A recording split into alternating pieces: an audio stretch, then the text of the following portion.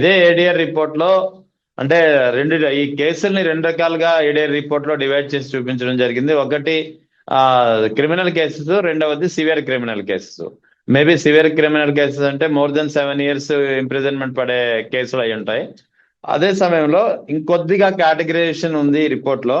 Winnowing candidates with cases related to crime against women, మహిళలపై జరిగినటువంటి నేరాలకు సంబంధించినటువంటి కేసులు ఎదుర్కొంటున్న వాళ్ళు కూడా గెలిచిన ఎమ్మెల్యేలో ఏకంగా 22 మంది ఎమ్మెల్యేలు ఉన్నారు. ఉమెన్ అగైనిస్ట్ క్రైమ్ అయితే 22 మంది ఉన్నారు. ఆ తర్వాత murder attempt to murder case సంబంధించినటువంటి కేసులు ఎదుర్కొంటున్న వాళ్ళు 32 మంది.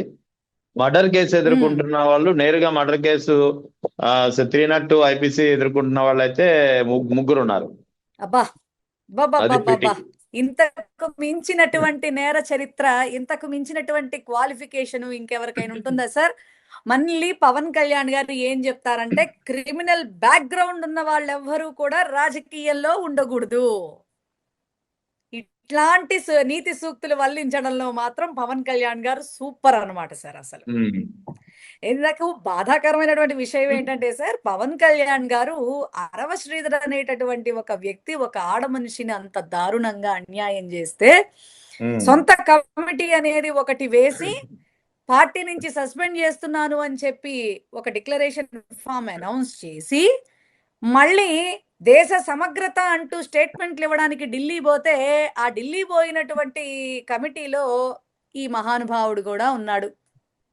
అసలు అసలు ఒక కమిట్మెంట్కి అర్థం కాని, ఒక నిబద్ధత నిజాయితీకి అర్థం కాని, ప్రజల క్షేమం కోసం మాట్లాడితే దాని మీద స్టాండ్ తీసుకోవాలి అనేటటువంటి ఆలోచన గాని ఉన్నటువంటి వ్యక్తులైనా సార్ వీళ్ళు. అందితే జుట్టు అందకపోతే కాళ్ళు అన్నట్టుగా. ఇప్పుడు ఎలక్షన్ అయిపోయింది, ఎలక్షన్ కి ముందు బొచ్చడు చెప్తాం.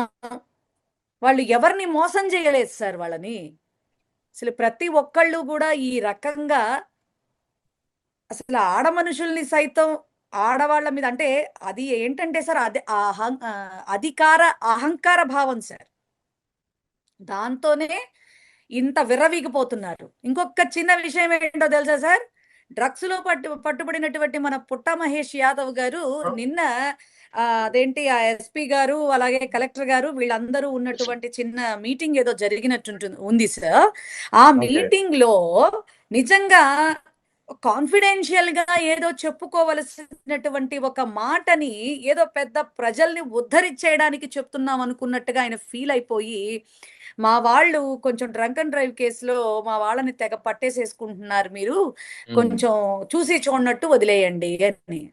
అసలు what confidential, what not confidential అని కూడా తెలియనటువంటి పర్సన్స్, డ్రగ్స్ తీసుకుని పట్టుబడిపోయినటువంటి పర్సన్లు, ఆడపిల్లల్ని వేధించుకు తినేటటువంటి పర్సన్లు ఎమ్మెల్యేలుగా ఎంపీలుగా, ఇంతకు మించినటువంటి దౌర్భాగ్యం ఈ రాష్ట్రంలో ఏదైనా ఉంటుందా సార్? ఖచ్చితంగా రాష్ట్ర ప్రజలందరూ కూడా ఆలోచిస్తున్నారండి. ఒక్కొక్క నిజాలు ప్రతి ఒక్కటి కూడా బయటపడతా ఉంటే ప్రతి ఒక్కళ్ళు కూడా చిచ్చి ఇంత దరిద్రమైనటువంటి. ఇంకొకటి కూడా సార్, నిన్న ఒక డిస్కషన్ లో కూడా మా జూపూడి గారు అన్నారు సార్, అసలు ఇలాంటి అంటే మాకేదో కొంత బ్యాక్గ్రౌండ్ ఉంది, మేము పార్టీలోకి వచ్చేస్తాం అనగానే వచ్చేసిన వాళ్ళని అందులో లెక్కించుకుంటూ వాళ్ళకేదో ఇది చేస్తే గనక పార్టీలు ఇలాగే ఉంటాయి. మనుషులకి ఖచ్చితంగా పార్టీ కమిట్మెంట్, అలాగే ప్రజల పక్షాన నిబద్ధత ఉన్నటువంటి వ్యక్తుల్ని మాత్రమే తీసుకుని దేవాలయాల లాంటి అసెంబ్లీలకు పంపించాలి, లేకపోతే ఇలాంటి దారుణాలే చూస్తారు అని చెప్పి కూడా వారు చెప్పడం జరిగింది. నిజంగా ఆ మాటలు మనం ఆలోచించుకోదగ్గ విషయాలు సార్. లేకపోతే ఎంపీ స్థానంలో ఉన్నటువంటి వ్యక్తి డ్రగ్స్ లో పట్టుబడి స్టేషన్ బెయిల్ తీసుకుని నిజంగా అతని మీద ఎఫ్ఐఆర్ ఫైల్ చేసి ఉంటే పార్లమెంటుకు కూడా వెళ్లే అర్హత పోగొట్టుకునేవాడు. అధికారం ఉందనే కాదు సార్, అంత ఒళ్ళు బలుపుతో చేసింది ఆయన. అసలు ఎంత దారుణం కాకపోతే సార్, అది నిరూపించుకొని కదా వెళ్ళవలసినటువంటి పరిస్థితి పార్లమెంట్కి. కానీ అసలు స్టేషన్ బెయిల్ తీసుకొని వచ్చి ఇంత మటుకు కేసు కూడా ఎఫ్ఐఆర్ అవ్వకుండా నడిపించుకుంటున్నదే కాకుండా ఒక అఫీషియల్ మీటింగ్ లో డ్రంక్ అండ్ డ్రైవ్ కేసులో ఎవరిని పట్టుకోవద్దండి అని మాట్లాడుతున్నాడంటే మహానుభావుడికి ఎన్ని నమస్కారాలు పెట్టాలో అర్థం కావట్లేదు సార్. ఎందుకంటే వదిలేయమని చెప్పకపోతే సార్ మందు కొనుక్కునేవాడు ఉండడుగా, ఆ మందు బాబుల మీద కదా వీళ్ళు పాపం ఆ కొంతమేర గెలుపులోకి రావడానికి కొంతమేర ఛాన్స్ ఉంది. ఈవీఎంలు ఒక పక్కనైతే మందు బాబులు కూడా చాలా సహకరించినటువంటి సందర్భంలో ఈ మాత్రం కూడా సపోర్ట్ చేయకపోతే పాపం ఎట్టా కుదురుతుంది సార్? ఇదే ఎంత క్రిమినల్ మెంటాలిటీస్, ఎంత వర్స్ట్ మెంటాలిటీస్ తో ప్రజల పక్షాన అసలు ఒక్క కన్సర్న్ కూడా లేకుండా బిహేవ్ చేస్తున్న ఇటువంటి వాళ్ళని కదా సార్ గొడ్డలి పార్టీ అనేది. ఇటువంటి వాళ్ళని కదూ, వీళ్ళది కాదు రప్ప రప్ప. ఎవడిది రప్ప రప్ప? ఆ ఒక్క మాటకి గింజుకుని నేషనల్ వైడ్ ఇష్యూ చేశారు. కానీ వీళ్ళందరినీ ఇప్పుడు ఏడీఆర్ రిపోర్ట్ తో వీళ్ళని ఏం చేయాలా? ఇదే ఏడీఆర్ రిపోర్ట్ లో ఇంకొక కీలకమైనటువంటి అంశం ఉంది. ముఖ్యంగా రాష్ట్ర కేబినెట్ లో, ఏపీ కేబినెట్ లో 24 మంది మంత్రులు ఉన్నారు. 24 మంది మంత్రులపై కూడా క్రిమినల్ కేసెస్ ఉన్నాయి. కొందరిపై సివియర్ క్రిమినల్ కేసెస్ ఉన్నట్టు ఏడీఆర్ రిపోర్ట్ చెప్తుంది. అంటే ఒక రాష్ట్ర మంత్రివర్గం మొత్తంపై క్రిమినల్ కేసెస్ ఉన్నటువంటి పరిస్థితి బహుశా ఇదేనేమో. అసలు ఈ ప్రభుత్వాన్ని బర్తరఫ్ చేయాలి సార్. ఇమ్మీడియట్లీగా రాష్ట్రపతి పాలన రావాలా? అసలు ఈ రిపోర్టును బట్టి నిజంగా మా పెద్దలంతా కూడా ఓ నిర్ణయం తీసుకోవాలా? గవర్నర్ గారిని కలిసి అసలు ఈ యాజ్ పర్ ఏడీఆర్ రిపోర్టు అసలు ఈ ప్రభుత్వాన్ని బర్తరఫ్ చేయాలని చెప్పని ఖచ్చితంగా డిమాండ్ చేయాల్సినటువంటి పరిస్థితులు ఉన్నాయి సార్. అసలు ఈ ప్రభుత్వం పడిపోవాలి. అసలు క్యాబినెట్ లో 25 మంది మంత్రుల్లో 24 మంది మంత్రులు ఉంటామేంటి సార్?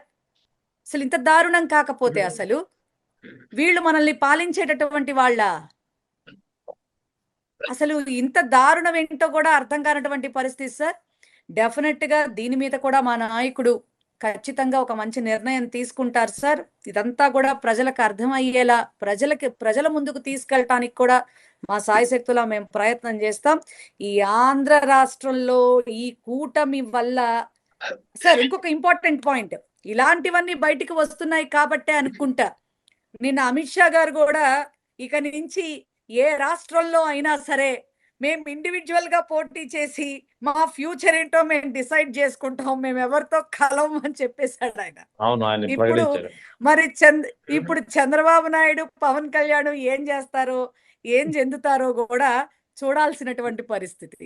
సో ఇక మొన్న జరిగినటువంటి ఏపీ కేబినెట్ మీటింగ్ లో కూడా ఒక సాధారణంగా కేబినెట్ మీటింగ్ అంటే రాష్ట్రానికి సంబంధించినటువంటి పాలసీలు, విధి విధానాలు, అభివృద్ధి, సంక్షేమ పథకాలపై చర్చ జరుగుతుంది. దానికి సంబంధించినటువంటి ఏదైనా జీవోలు ఉంటే లేదా ఏదైనా తీర్మానాలు ఉంటే ఆ తీర్మానాలపై చర్చ జరుగుతుంది. ఆ తీర్మానాలు ఆమోదించే పని జరుగుతుంది. ఇది కేబినెట్ లో జరిగే ప్రాసెస్. కానీ మొన్న కేబినెట్ లో ఈ ప్రాసెస్ జరిగిందో లేదో తెలియదు కానీ పవన్ కళ్యాణ్ ని ఎవరైనా విమర్శిస్తే అందరూ కౌంటర్ చేయాలి మంత్రులందరూ అని చెప్పి చంద్రబాబు నాయుడు ఆదేశించారట.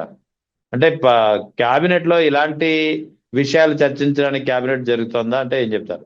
అసలు పద్ధతి పాడు లేకుండా వాళ్ళ కింద క్యాడరే మాట్లాడుతున్నారు అంటే ఇక మంత్రులు కూడా మాట్లాడాలి అని ఆయన ఆదేశాలు ఇస్తున్నాడు. అందులోనూ ప్రతిష్టాత్మకమైనటువంటి క్యాబినెట్ మీటింగ్ లో అసలు మీరన్నట్టుగా చాలా కీలకమైనటువంటి పాలసీలు డిసైడ్ చేసి ప్రజలకి ఉపయోగకరంగా కాస్త 4 ఉపయోగకరమైనటువంటి మాటలు, జరుగుతున్నటువంటి డెవలప్మెంట్, జరపబోయేటటువంటి డెవలప్మెంట్ గురించి ప్రజలకు చెప్పాల్సినటువంటి మీటింగ్ సారాంశాన్ని ఈ రకంగా ఆయన వెళ్ళబుచ్చుకోవటం అనేది ఇదంతా కూడా అది ఏంటంటే సెల్ఫ్ ప్రొటెక్షన్ లా ఉంది sir. Just it's nothing but cabinet sir. It's only protection meeting sir, self protection meeting only. నాకు అర్థమైంది అది సార్. ఎందుకంటే అసలు ఇంత దారుణంగా మీరు తిరిగి మాట్లాడండి, మీరు తిరిగి ఇది చేయండి, మీ పనుల ద్వారా చూపించాలి కదా. ప్రతిపక్షం అనేది ప్రశ్నిస్తూనే ఉంటుంది. ఆనాడు జగన్మోహన్ రెడ్డి గారు అంత ఉన్నతంగా పరిపాలన చేస్తున్నా కూడా అవాకులు చవాకులు పేలినప్పుడు మీకేం అనిపించలేదా? అబద్ధాల్ని నిజం చేయడానికి ప్రయత్నించిన మీ నోళ్ళు, మీ పచ్చ మీడియా ఆ రోజున అంత వెర్రవీగిపోయారు కదా. మా నాయకుడు నిజంగా మిమ్మల్ని చూసి చూడనట్టు వదిలేశాడు కాబట్టి మీరు ఇంత విర్రవీగిపోయారు. కానీ ఈసారి అది జరగదు ఖచ్చితంగా.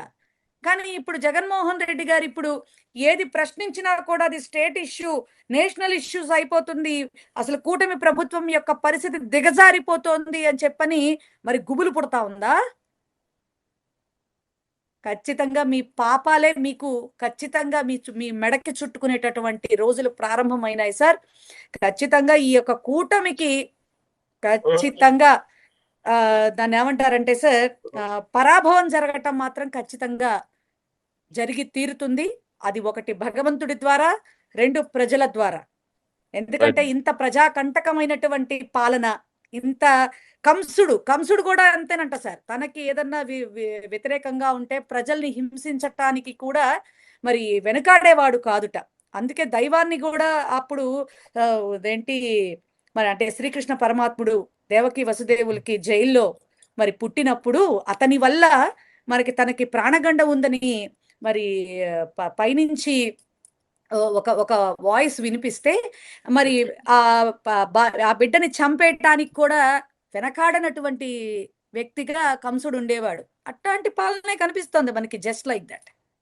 Right so madam. దీనికి ఖచ్చితంగా చరమగీతం పాడేది మా జగన్మోహన్ రెడ్డి గారు మాత్రమే. ఆయనకి భగవంతుడు ప్లస్ ప్రజలు అందరూ కూడా సపోర్ట్ చేసి తీరతారు 29లో. వీళ్ళ యొక్క ప్రజా కంటక పాలనకి మాత్రం ఖచ్చితంగా చరమగీతం పాడి చుట్ట జుట్టి మూలన కూర్చోబెట్టేస్తాడు సార్. ఇక మీద వీళ్ళు పార్టీల్లో కూడా ఉండాల్సినటువంటి పరిస్థితి ఉండదు.